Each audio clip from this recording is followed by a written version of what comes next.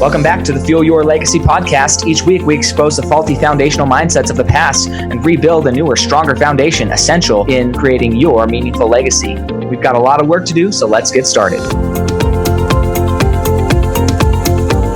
As much as you like this podcast, I'm certain that you're going to love the book that I just released on Amazon, Fuel Your Legacy, The 9 Pillars to Build a Meaningful Legacy.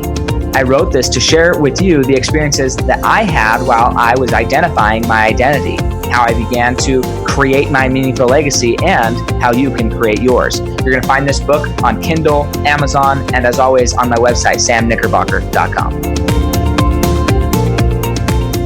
Welcome back to the Fuel Your Legacy show, and today we have another incredible guest, pilot, business owner, entrepreneur, business coach, real estate, and just everything. He's just everything. He's Mr. Wonderful. He could give you the biggest bear hug of your existence, probably. Have you ever hugged somebody who's bigger than you? I have, actually. What was that like? It hurt me. Yeah, because I'm sure it doesn't happen that often. It doesn't. So when you get someone that's pretty powerful and a very much larger human mass, it's kind of like they want to show you that they're bigger than you. And I'm not a very ego-driven person, so I don't have to. It doesn't matter to me. But sometimes they want to prove a point. Sometimes it's the power play. Yeah, I mean they had to have been pretty big because you're not a small dude, which I love. Anyways, he's a pilot. Built his business while being a pilot. He's still a pilot, flies all around the world, takes the most incredible journeys there, but he thinks like a pilot, and he's brought that into running a business and how much more effective a business can be ran if you actually were detail oriented and intentional about every part of that process. So I'm excited. I got to listen to him speak at a mastermind, and honestly, I have 2 pages of notes. I don't know how many people got 2 pages of my notebook, but he did. And I'm really grateful for that and excited to have this show. So go ahead, Steven, tell us how you got started, kind of early childhood. What got you even into being a pilot? Why did you go that route? And then why did you end up not necessarily stepping out of being a pilot, but adding in something else into your career? Sure. Yeah. So I was born and raised in Southern California. I had 5 siblings. My parents were blue collar workers.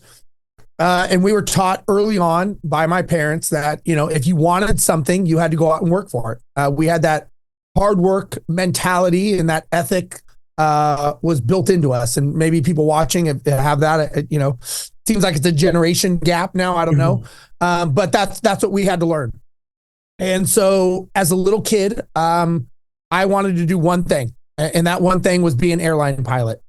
And so I worked my butt off. I did everything I could to learn to be a pilot. I didn't know anyone. I'm not the smartest guy in the world, but I figured it out. And my hard work and my tenacious effort, we'll say, got me to being the second youngest person hired at a particular airline at that time. I was 25 years old. The average age was 35 years old. And I kind of equated to right person, just being in the right place at the right time when the hiring cycle was going. And I happened to put it in my resume, we'll say.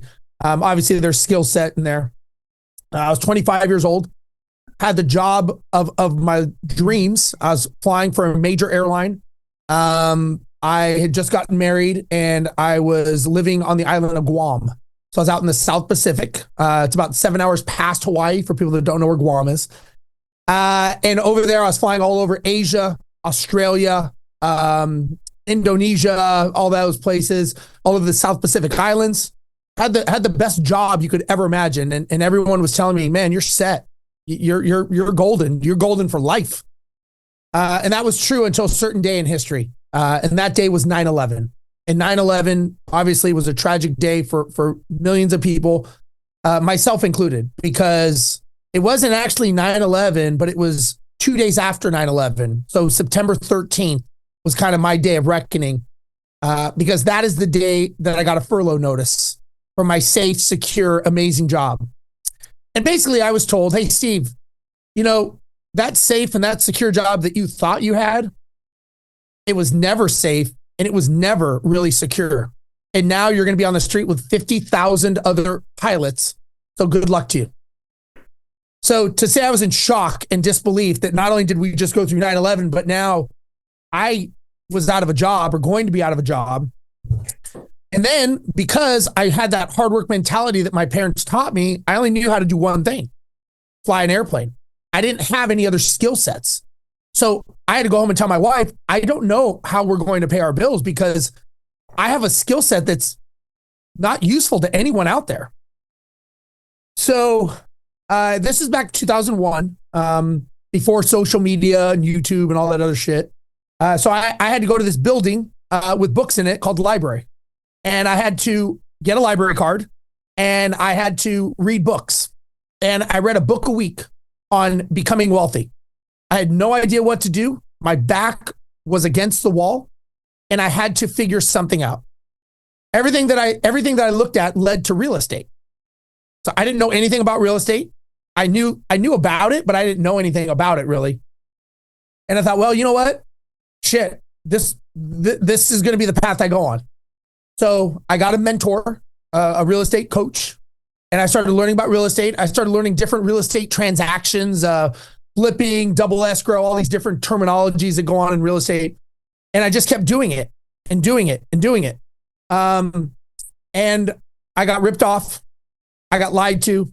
I got cheated. I got stolen from. Everything that you could imagine happened to me, but I didn't care. I kept getting back up and kept getting back up because it wasn't like, hey, this would be good to know. This was like, if I don't figure this out, I'm not going to survive.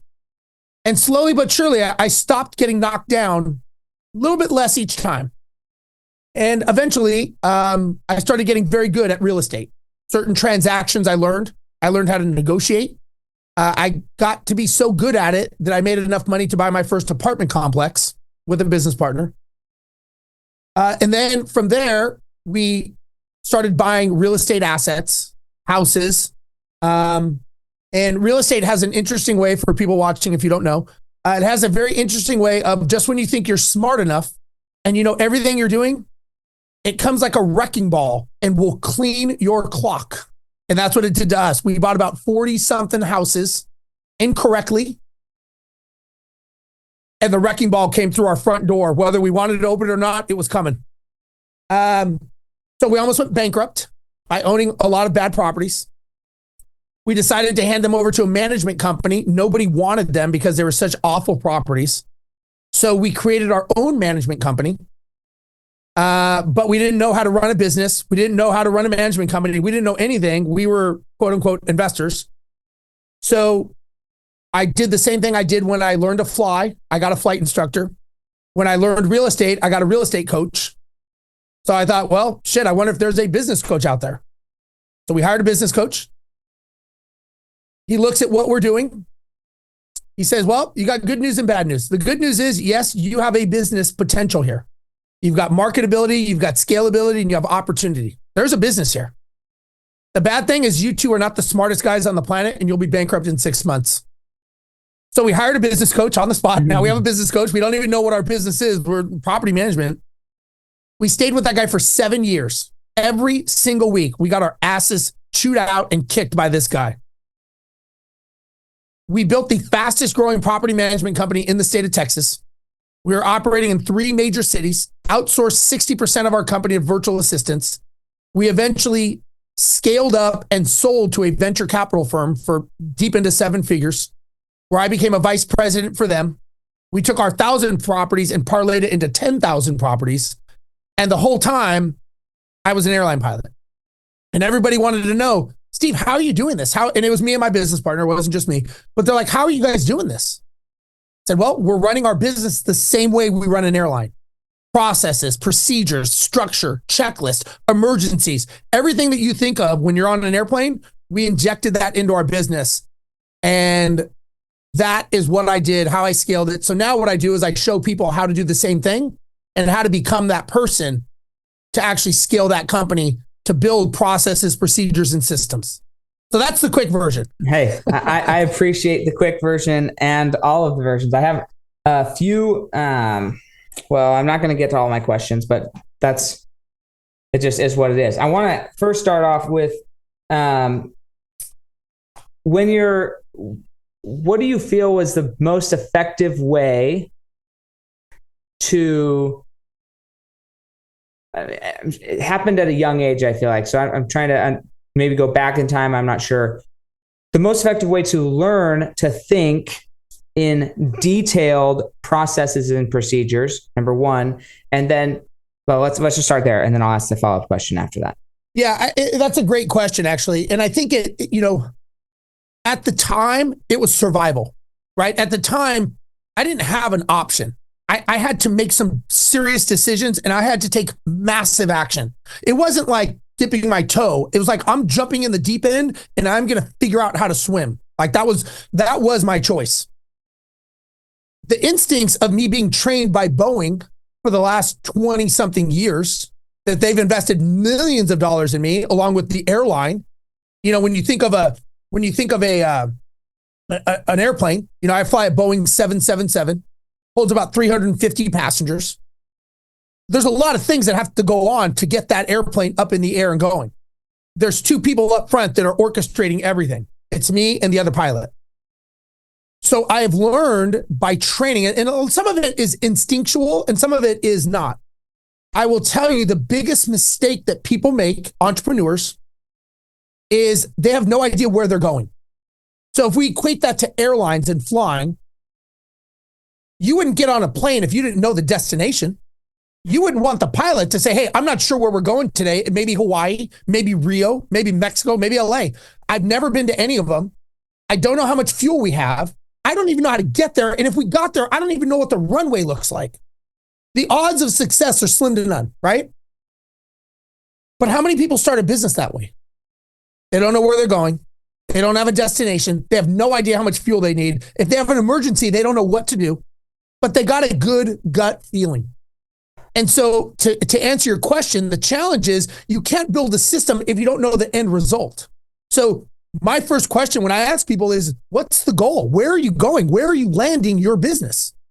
If you can't tell me, we can't build a system for it. It's like building a freeway to nowhere. I built this great freeway. Where's it going? Fuck, I don't know. It's just going somewhere. Well, then it's not going to get you to what you want. So it's kind of you got to start with the end and reverse engineer. So you got to start with where your business is going to finish and reverse engineer your business. Same thing with your life. Same thing with a flight. Does that answer the question? Well, yes and no. So that needed to be said. So yes, I'm going to dig deeper into the question because I want to go back to one of the things that scares me of becoming a pilot. It's been on my bucket list to go become a pilot, and I go and take the test flights and do the things every once in a while just because I think it sounds fun. But one of the things that scares me about it is the procedural aspect of the checklist. Like I've watched this pilot who I'm going to go up with, and they're like checklist, go through these like pages and pages of checklists and make sure everything's working. And then not only do you have to like do the checklist, like there's lots of people in business who probably have done a checklist. They probably understand the flight plan. They probably even created the flight plan. Maybe they've at one time were trained on how to make sure everything happens. But then there's a difference in my mind, and this is why I'm asking you because you haven't figured it out yet, and my mind hasn't figured it out yet. That's why I'm asking you. Okay. There's a difference between somebody who like, okay, this is the flight. You give it some gas, you push in the throttle, and it goes off the ground. It has some flaps that kind of steers it. It's got your tail rudder thing, and that kind of moves it around. And yeah, and then you have wheels, they come down, and that's like the level of detail that Sam thinks in. But I also was at a conference and I listened to Captain Sully talk about the landing in the Hudson River. Mm-hmm. And for an hour and a half, he described what 2 minutes of his thoughts were. Yep.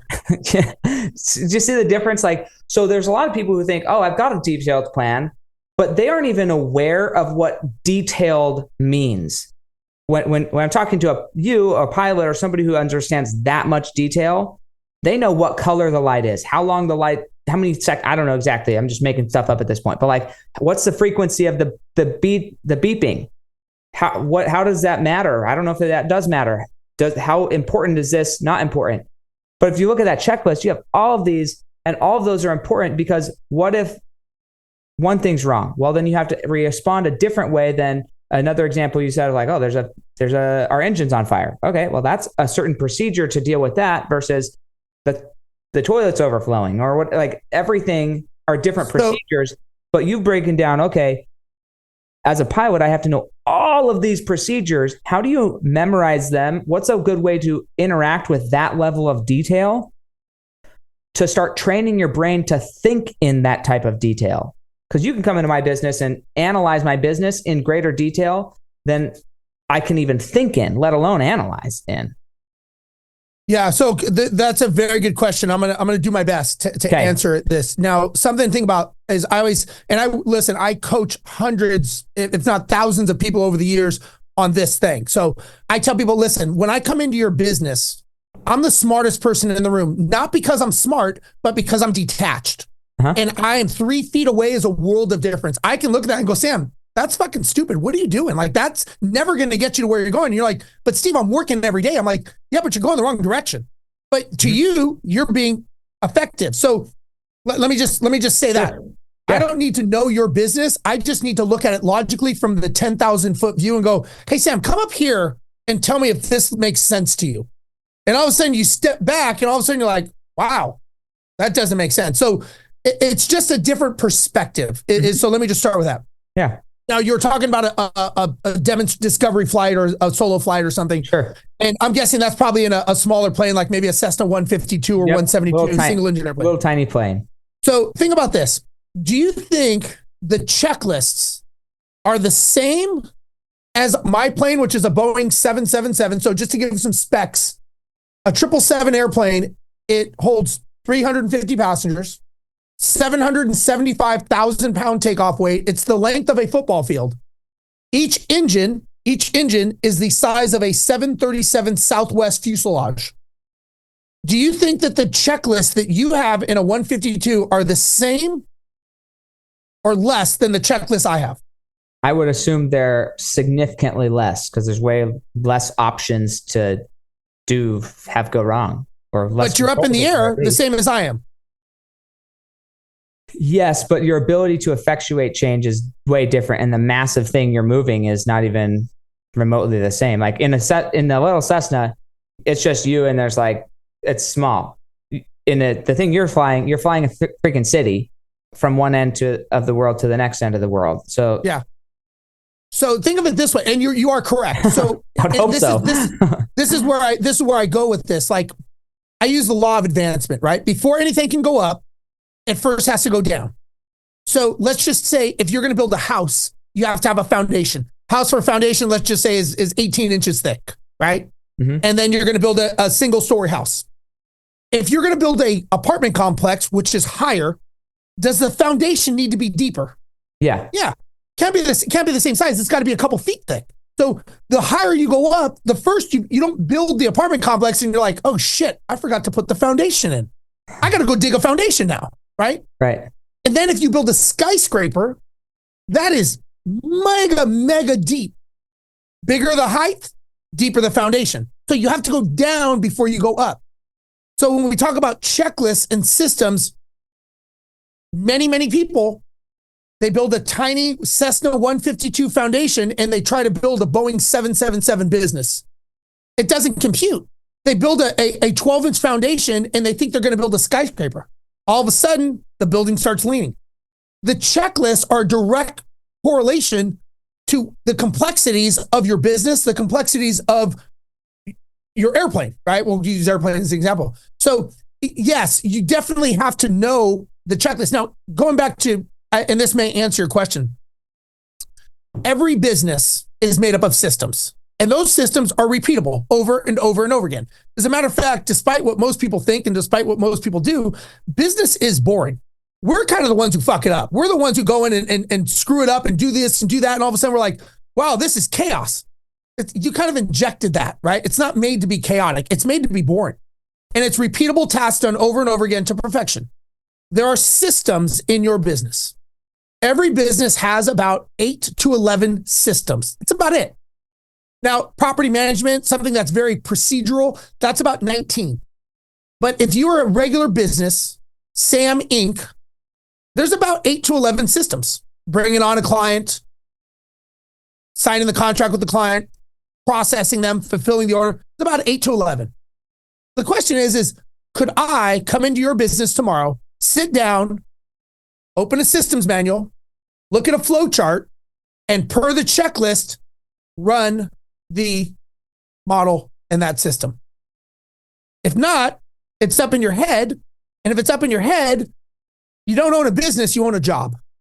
Because if you get hit by a chicken bus tomorrow when you're vacationing in Mexico, your business dies. So I teach people, you have to remove yourself from the business. The more important you are in your business, the less valuable it is. Because when we sold our company, they didn't want us. They're like, you guys are great, but you're not coming with this. Now we did, but they didn't. That's not the goal. They're buying the systems. They're buying the contracts. They're not buying us. There's no value in us. There's value in repeatable revenue based on systems, processes, and procedures. Right. Did that answer it? I want to make sure I kind of went left here. No, we're good. We're getting closer. We're getting closer. So where would somebody go to, let me give an example now, because again, all of these are great answers and they're what I'm looking for. It's just, this is exactly the conversation that I want to have, because there's a surface level and then there's like drilling down into all the different layers of this. So when I wanted to learn copywriting, and I've like really wanted to understand how could I be a better copywriter? What's the flow of copywriting? What are good hooks? What does a good hook look like, feel like, taste like, smell like? Then I went and I got like copywriting secrets, and I went and looked at the best copywriters out there. And then I got a notebook and I sat down and I started physically writing down, just copying down the best of the best. So then eventually my mind started processing as a good hook. It starts processing as good copy. So now when I'm writing a Facebook post, I'm writing good copy, not because I'm copying somebody else, but because I'm copying their system. And I started to think in the way that they create, or in the system. So now you can go into any business and you can be creative because you've learned detailed systems. You've learned how to look and say, oh, there's a hole in the system. There's a hole in the system. There's a hole in the system. Because you understand the level of detail that a system needs to have to be an effective system. So are there books that you go to, or is it literally just go to a training to where you get to the point where you start thinking in this procedural, systematic manner, so you can analyze how to recreate the system in any business you want? Because if I hire a coach, sometimes they come in, they work with me, and then they figured out my business. They helped me implement systems in my business, but I never really learned how to go and take what I've just learned and go put it into any business that I'm going to start, because now I understand the level of detail. Does that make sense? There's being helped to accomplish something, and then there's like becoming it. Yeah, no, it definitely does. And let me kind of break this down. I'm going to back up a second here. Okay. Because you hit on some very good points. And I think it's important for the listeners to understand this. Number one, you've got to understand where your business is going, just like a plane, right? We already kind of touched on that. Right. The question is, are you the person to get it there? So if you want to build an 8-figure business, are you an 8-figure CEO? Do you walk like it? Do you talk like it? Do you act like it? Are you that person that's going to build 8 figures? Because many of us are a 6-figure employee mentality, acting like we're an 8-figure business owner. It's like saying Android app is going to work on an Apple phone. It doesn't work. So many of us, we're lying to ourselves because we are not those people. I can talk to someone who within 5 minutes, I'll say they're lying to themselves. They're full of shit. So the question is how do you become, it's who you have to be. How do you become the 8-figure person? Because you have to be that person first here. You're not going to build an 8-figure business and go, oh, once I build it, then I'll be it. It doesn't work that way. So it's kind of like when you go to sleep. You have to act like you're asleep first before you actually go to sleep. You have to act like you're an 8-figure business being that person. So how do you do it? It's kind of like if anyone's done martial arts, you don't hang out with white belts to become a black belt. You hang out with black belts. You level up to the people that you want to become. People like me, I get to know people that have 8, 9, figure businesses. And that's who I talk to because I want to understand how do they think? It's not what they do, it's how do they think. And so you've got to understand that. Now, a business has two types in their business. You have the visionary, you have the integrator. The visionary is the person that maybe like me when we had our business, he's the one who's out on stages. So when we had our company, I toured Australia 3 times as a speaker. I was going all over the United States. I was on TV. I was on radios. Everyone want to know, how does an airline pilot build a business? Well, the reality is yes, I had a big part in that. But my business partner, the integrator, he was the engine behind it all. And the integrator, they're the ones that love tinkering. They're like in the back room tinkering with everything. A business has to have both. You can't have just an integrator or just a visionary. So it's that yin and yang. My business partner and I, we were very, very good in our roles. I was the visionary. He was the integrator. He didn't care to be on stages. He didn't care to do any of that stuff. He wanted to build the company. So first of all, you got to ask yourself, if you're building a business, my first question is who's the visionary? Who's the integrator? Because if you don't have one, you need to get one because you're not going to be good at both. You're going to be okay at one and shitty at the other if you're trying to do both of them. So based on what your role is, if you say, I'm the integrator, I'm the guy, I like systems, well, then you got to educate yourself. So going back to your question of education and books, well, first thing is there's 2 books that I would recommend. The first one is called The E-Myth by Michael Gerber. It's a pretty standard book. A lot of people know about it. The second one is called Checklist Manifesto. And Checklist Manifesto is by a guy named Atul Gawande. And what was interesting about this book is he was trying to understand and decrease the medical malpractice in surgeries because there was a lot of medical malpractice and mistakes going on in surgery rooms. So he started going down this path of trying to understand how to systemize the surgery room. And as he got deeper, they finally said, you've got to go to where the Mecca and who created checklists, the aviation industry. That led him to Boeing. So I'm reading this book. He's at Boeing. And they're talking to him at the time of this book that it was being printed. Boeing was in the middle of making the Boeing 787, which to date is probably the most high-tech production aircraft in existence right now. At the time, I am flying the Boeing 787. So I'm like, wow, this is crazy. They're talking about checklists, systems. Did you know there's almost a mile of wiring in those planes that you're going in and traveling in? A mile of wiring. And you're upset if your light doesn't work. Where does that go? Do you think there's a checklist for that? So he started understanding how the ideology of checklists work. And many people don't understand. And again, that's something that I've been trained in. I don't think you, me, or anyone is good at anything. We're not born good. It's a learned skill. I think you're not born a good leader. I think you become a good leader or you become a bad leader. Same thing with anything. I mean, when we're born, what do? We sleep, we eat, and we poop. Those are the 3 things we're probably pretty good at. Everything else is a learned skill.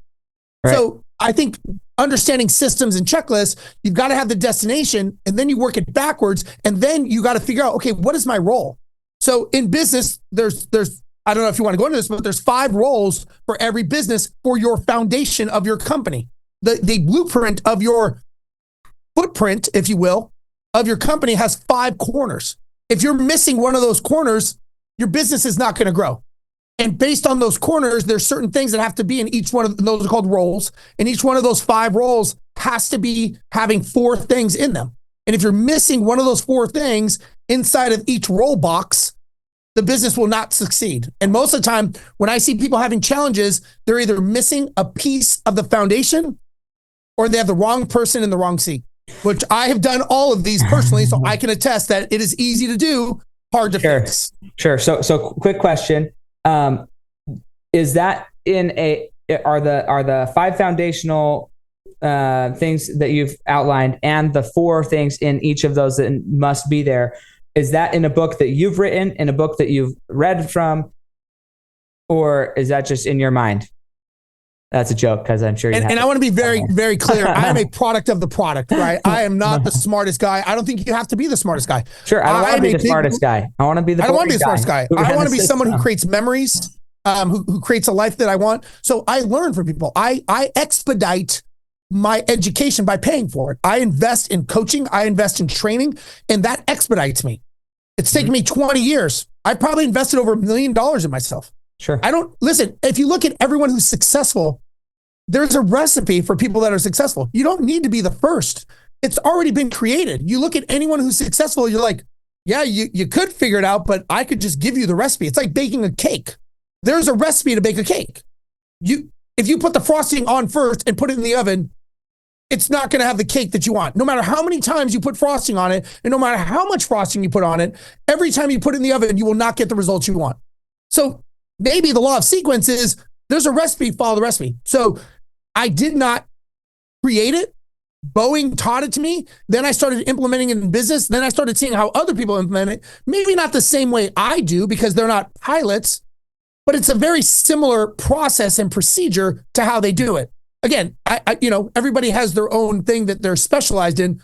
It's very rare to find someone who used their aviation education and skills to actually inject into businesses, coach people, and show them how to build theirs. So that's a bit of a rarity. But listen, I'm not the smartest guy in the world. I don't claim to be. I'm not a guru. I'm just a guy who needed to figure something out, and I did. And now I show people what I did. Awesome. And so because I have the 5 systems that I have, or 5 pieces of the foundation that you had talked about at the event were marketing, sales, operations, accounting, and leadership. Correct. Okay. So then you mentioned that there's just barely, you mentioned in each of those things, there's 4 elements, we'll call them, I don't know if that's the right word, of each of those. Are they the same across all 5 of those things? Or is it the same 4 elements that have to exist in each one? Or does each one have different 4 elements? It's the same 4. So the first one is job description. What is this role? So let's just talk about marketing.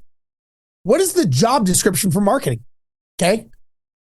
That's kind of, if you wanted to say, that's kind of the ad, if you will, that you're going to put out there on Indeed or wherever you're going to put it. The next thing is what are the roles and responsibilities? What is this person responsible for? So if I said, let's say I hired you as the marketing guy. All right, so this is the job description. You're going to bring in inbound leads. You're going to take care of the website. You're going to do social media. You're going to do this. Now, what you're responsible for is pay-per-click.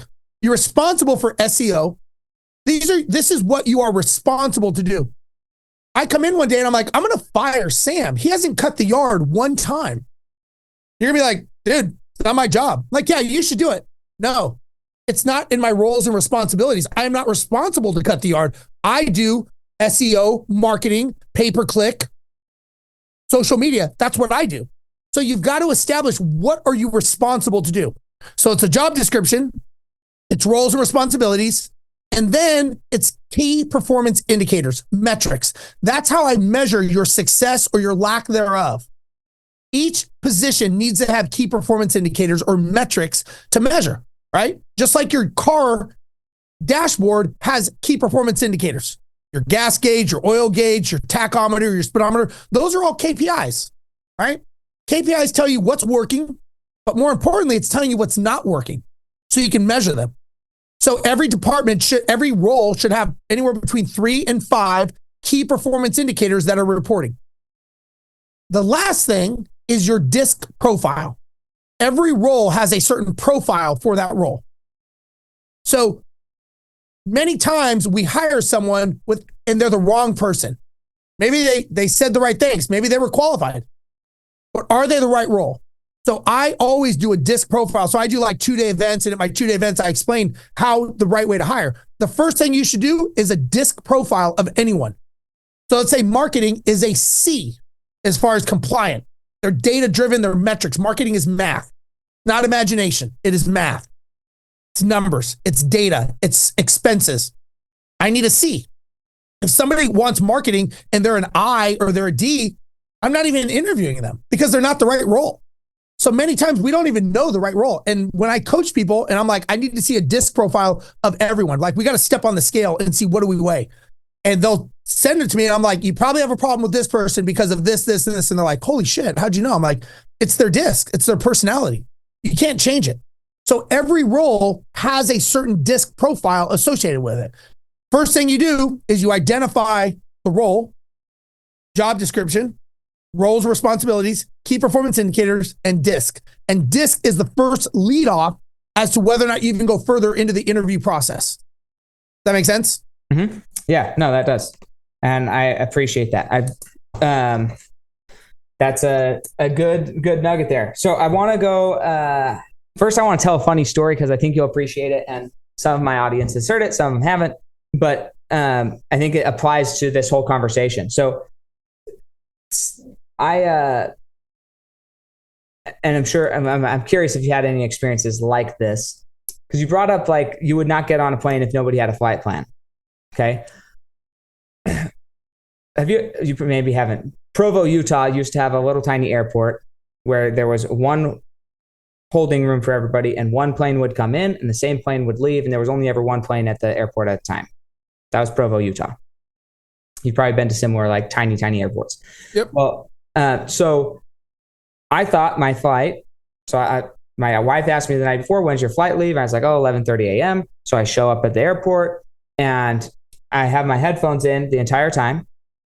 As I go through security, I'm waiting in the holding thing, and I go through, I'm talking to my wife, go to get on the plane, and they have your person who scans your ticket. So I scan the ticket and walk on and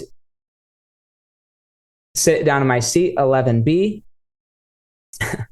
And I'm sitting there, somebody comes on the plane, is like, hey, you're in my seat. I'm like, no, this is my seat. Here's my ticket. So I show him my ticket. He goes and gets the flight attendant. The flight attendant comes up and says, hey, you're in his seat. I say, no, here's my ticket. She says, oh, okay, whatever. So then she lets him sit in the exit row with extra leg room. So I'm thinking, man, I wish I showed up late to my place. I wish they oversold my seat because then I could sit in the extra leg room. So I'm thinking this. The flight to Provo to Arizona is about an hour long, and I'm used to kind of just going back to taking a little nap on the flight home. And still talking to my wife. I don't really stop talking to my wife and put my headphones away until we're like in the air. And I pretty much have to because there's no service up there. And so I go take a nap, wake up in an hour, and we're still very much up in the air. Like everybody's up walking around. And I'm like, I don't actually know where I'm going at this point. I'm on the wrong plane. This is like not even 2 years ago, maybe 2 years ago. But I'm like not going to be the person who raises my hand like, I'm on the wrong plane. Yeah, no, I'm not saying that. So I'm just keeping my mouth shut. Finally, 20 minutes later, the pilot comes on the intercoms like, hey, looks like we're almost there. We're going to be landing in Austin, Texas in 20 minutes. I'm like, what the heck just happened? How does that even happen when there's all of these systems, all of these procedures? How does like somebody get on the wrong plane? Multiple people look at your ticket and you end up in Austin, Texas. Yeah. I mean, look, the quick answer is shit happens. Yeah. You know, have you ever heard of the term above the line and below the line? No, not that I know of. So, I mean, I've heard of it, but I don't know what it means. So it's about like something happens, right? Like this. Above the line is ownership, accountability, and responsibility. Below the line is blame, excuse, and denial. Many times when something happens, people go below the line. So you said, like, how does this happen? I would say, well, if you were above the line, you would say, man, I fucked this up. Like, I should have looked at my ticket. Like, that's on me. I'm an adult. I should have looked at the thing and said, okay. It's kind of like, to me, it's like so I would say, first of all, there was obviously a system mistake, which does happen, which is pretty rare, but does it happen? Sure. You were a part of that. Sure. Below the line, like I said, now let's say, for example, you have a meeting with someone. What were the first ones above the line, though, really quick? Ownership, accountability, and responsibility. So it's OAR. And below the line is BED, blame, excuse, and denial. So I'll give you an example. You have a meeting with someone. You're supposed to be there at 8:00. You're stuck in traffic. You get there at 8:10. What would you normally say when you walk in the door? If I was late? Yeah. Me personally, I would say, yeah, you're stuck in traffic. I mean, there was an accident. Like what I said to you, because I was late to this meeting. I would say, hey, thank you so much for showing up and staying on the call. I appreciate your grace, and I'm sorry I was late. There's no real excuse. Like, I was late. I ran the meeting longer than I should have. That was my bad. Yeah, and that's good. That's owning it, right? That's owning it. sometimes most people would go, hey, sorry, there was traffic. It was an accident. I apologize. It's like, I don't care. Like that you should have left earlier. Like that's on you. You should have said, hey, you know what? Sorry, I didn't leave and give enough time for contingency. So that's on me. I apologize. I won't make that mistake again. That's owning it. Blaming is saying, hey, there was traffic. Sorry. It's like, does that make it okay? No. Take ownership. And so I see trends of people. And I see trends of people that either they take ownership and listen, how you do the little things is how you do everything. The devil's in the details. And so I'm just a believer. I sit and watch people and I just go, okay.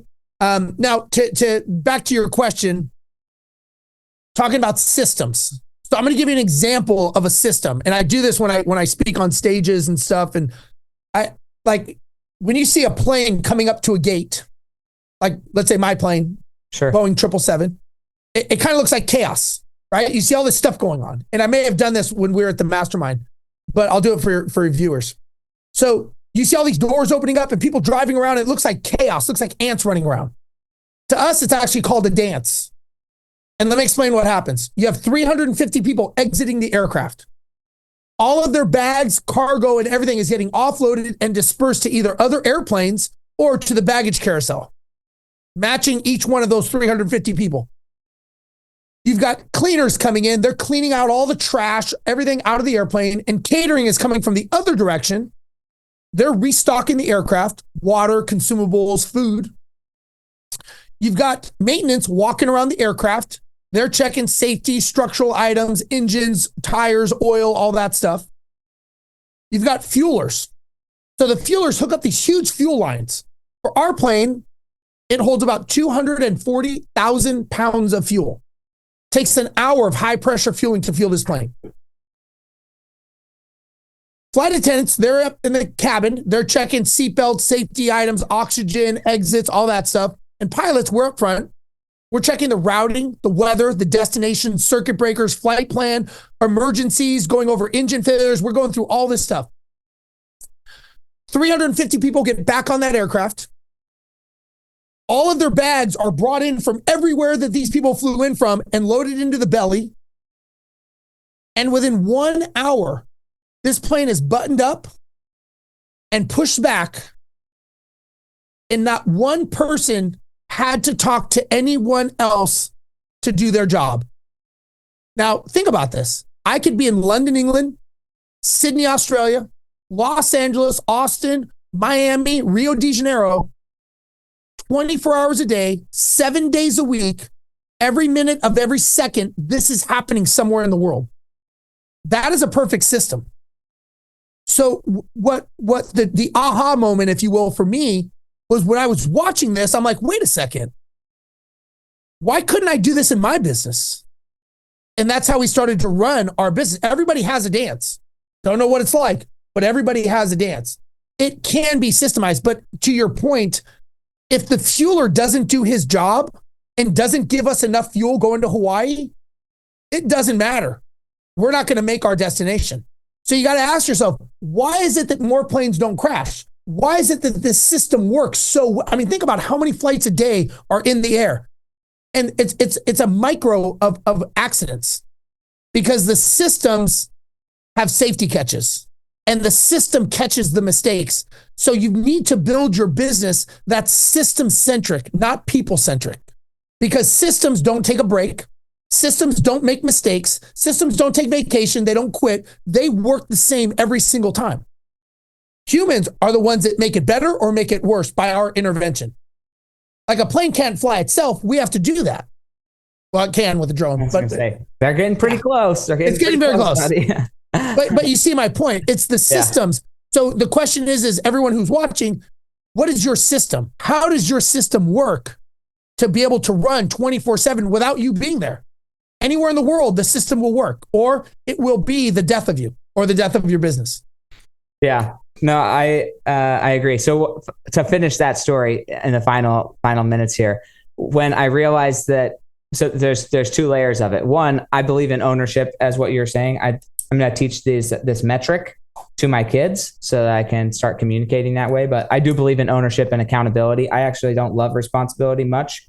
I think it's like I try not to surround myself with responsible people because they're just victims in my mind, but that's okay. Like they just respond. This is good, but I'd rather be accountable, proactive. So as this happened, and now my wife, the first thought I had was my wife is now going to see my phone active in Texas, not in Utah. And my wife is sitting at the airport waiting for me to get there. And now I'm an hour late to where, I mean, I'm going to be way later than an hour, but like I didn't show up on time. So my first thought was I need to contact my wife as soon as possible and let her know what's going on. And then went and got on, before I even got off the plane, I was buying another ticket to get back to Phoenix. Cause like, it's not their fault that I got on the wrong plane. It would have been nice if somebody would have let me know I was on the wrong plane. Just like it would have been nice if I would have looked at my ticket, and didn't have my headphones in. So now I don't do that anymore. I don't have my headphones in when I'm listening to the announcements over the PA system. I listen to the announcements over the PA system. But that was all, it was all very funny. And then the second thing I did was I don't believe in much like mistakes very often in my life. Like I think that if something happens to me, then I'm going to choose that it happened to me for a purpose and that I'm going to learn from it and gain from it. And so my, like, I guess third thought was, who am I supposed to meet here that I wasn't going to meet if I didn't end up in this area? What was the reason that I needed to be on this wrong flight? So I'm looking for the opportunity in this. I did meet somebody who ended up becoming a really great client of mine in the airport at the Austin airport, because anyways, had to go to a different airport to get a flight home. But so I did meet somebody. So it was productive that way. Then I'm on the flight home, and right around 11:30, I start seeing your flight's been delayed. I'm like, well, thanks for letting me know, but I'm on the wrong flight. Then that's when I finally realized that I had the wrong ticket. And that's when I finally realized that the mistake was mine, was when I was up in the air and I start getting these messages. But what's crazy is I get home finally and still just think this is a funny experience. My wife and I are laughing about it, but I got home about like 11:30 that night. Had I not got on the wrong flight, my original flight ended up getting delayed by 2 days out of Provo. Wow. And so had I not got on the wrong flight, I would have not been home with my family the day I was planning on being home. I would have been delayed 2 days. And so for me, I actually view the whole experience as a funny gift and a blessing in my life, because that's how I just view my life. But it is funny and fascinating to think, man, in a world after 9/11, after so much security and systems and things have been put in place, there's still that things still happen, things still get missed, and you don't know who's on the flight next to you. And the thing is, I would say is that both good and bad, nothing happens by chance. Sure. I don't think anything, just my opinion. And I would say bad, as you heard the story of me losing my son last year in a motorcycle accident. It's a horrible thing. And it's horrific, but I don't think anything happens by chance. I think there's a reason for everything. I've been, as sad as that is, I think that that's the reality we live in. I just don't think chance. I don't think us meeting is by chance. I don't think people that I do business with is by chance. I think everything happens for a reason. And I'm not saying good and bad. I've got no, mental thing of, hoorah.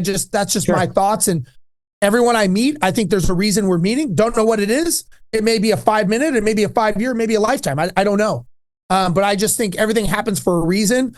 And I think that we are put on this earth, if you will, for a reason specific. Whether or not we step up into that role, that's for us to determine. But, I think that, in life, we're gifted with something. And that gift is being the best version of ourselves. And every day we wake up, we get to make that decision of whether or not I'm going to be better or I'm going to be worse than the day before.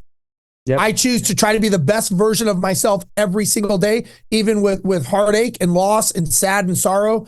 I still get up and become the best version that I can be for myself.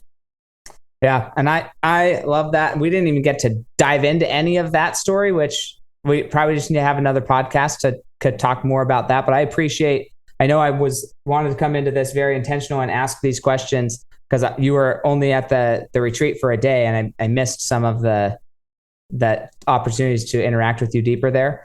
I'd love to have you back on again if you're open to that. Sure. If somebody wanted to reach out to you and be mentored by you or get coached by you right before we go, where would be the best place for them to interact with you? Yeah, honestly, the best thing, you can go to my website, steverozenberg.com, ROZENBERG.com. You can find me on social media. I do 2-day events in Houston, Texas, where I break down your business. And if somebody comes and they mention you, I will give them a very, very special gift that they will not be able to get anywhere else. And that gift, I will give 2 complimentary tickets. I normally charge quite a bit of money to come, but because they're a guest of yours, I'd be happy to give that because I think we need to give more than take. And I think there's a lot of takers in the world. I'm at a point in my life that I can give. And I think there needs to be more people like me that give than take. So if anyone does mention you, I'm happy to give complimentary tickets.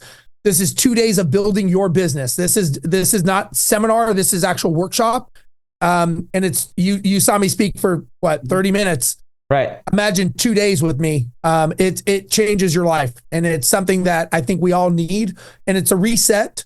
But I think that we need to, even if somebody wants me to coach them, and I charge up to $50,000-$60,000 to coach people. Mm-hmm. I tell them, just come and let's date before we marry. Like, let me just help you. Let me give you a gift of helping you with your business. Let me give you that clarity. And if you like me and we want to have a further discussion, absolutely. But let me give you a gift to come and learn and think about, are you that 10-figure CEO? Are you the person that's going to build the business? Because if not, you're wasting time. And I think the one thing that we don't have in life is time, right? Mm-hmm. And we use that time to create memories with our family and our loved ones. It's not about money. It's never about money. And if you think it's about money, you'll be sadly mistaken when you figure it out it's not. So build your life with intention, focus on what you're doing, finish what you're doing, and go create memories. And if I can help someone create a better memory for their life, I'm honored to be able to give people that gift. Yeah, no, I love it. And I appreciate that. I will be down there sometime this year. I'm not sure when, like a lot of them lined up with already scheduled things, but I'm going to see if I can get me and some of my brothers, some of my family down there with me. Yeah, it'd be great, man. Look, we're all better together. Yep. I've just learned that we're all a better version of ourselves being around other black belts. Mm-hmm. So, I mean, you're around other entrepreneurs and it's, I keep it small. I keep it 20, 30 people. I don't make it big because it is transformational. It is something that you're going to walk out of there going, holy shit, like, okay, I'm a better person now because of that. And then you'll go pass it on and you'll pay it forward. And that's what I think we need more of that. I think there's too many takers that take advantage of people. I just don't think it's right. And so if I can change at least even a small section of people, that's what I want to do. Yep. I love it. And I appreciate you for that and the way you showed up at the event that we were speaking at. It made a big impact, even though you were only there for a short period of time. And that's what I think is so great about bringing people like you. You can make a big impact in a short period of time. So I super appreciate that. That's steverozenberg.com. Go check out when his events are and see if you could make it to one of those. It's only going to benefit your business. Also, take what he taught in this episode and actually implement it. Okay, we'll catch you guys next time on the Fuel Your Legacy Show. Thanks for joining us. If what you heard today resonates with you, please like, comment, and share on social media. Tag me, and if you do give me a shout out, I'll give you a shout out on the next episode. Thanks to all of those who've left a review. It helps spread the message of what it takes to build a legacy that lasts. And we'll catch you next time on Fuel Your Legacy.